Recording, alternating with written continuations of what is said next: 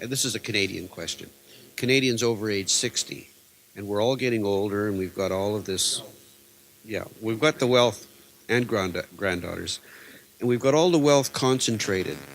And I think a couple of years ago, one of the banks did a study on what's going to happen when this wealth devolves down to the next generation.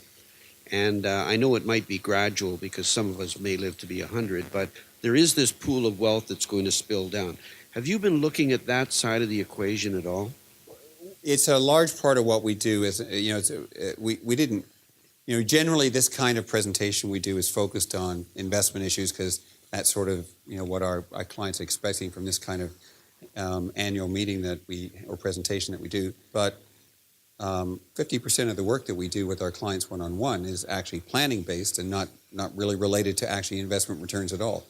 This issue of legacy, of a transition of wealth from one generation to another, how it's done, not just the fact that, in absolute terms, money is going to go from, parents to children to grandchildren, but how it goes and how it can be done in a way that makes them responsible at the same time, maybe that they don't have to wait, so that by the time you die, they're already grandparents themselves, so it may not be something that they can productively use and could have been better used when they still had young children at home or children who needed to go to university. So this issue of using family trusts, of trying to create education amongst generations, how to use that capital and enjoy it, I think is very critical.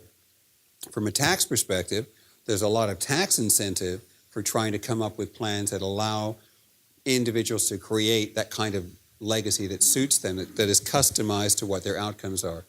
So we're very much supportive of trying to raise the consciousness of our clients that this is a really important part of their planning, that they, at some point in time, they're not going to die broke.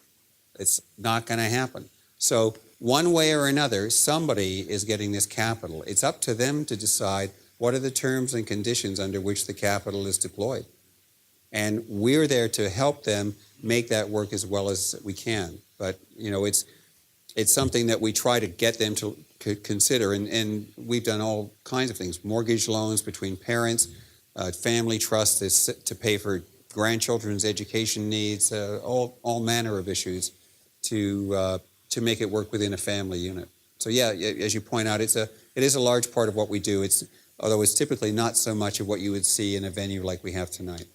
But it's interesting because I actually look at it from the other way. I think that a lot of people aren't going to inherit enough money to be able to retire. Spending cuts in the U.S. with Social Security, that's one of the things that's going to happen is the retirement age is going to move higher. And it should, because we're all living longer and we can work longer. And I think, I think I saw an article just the other day that most Canadians expect to retire, at age 68 or older.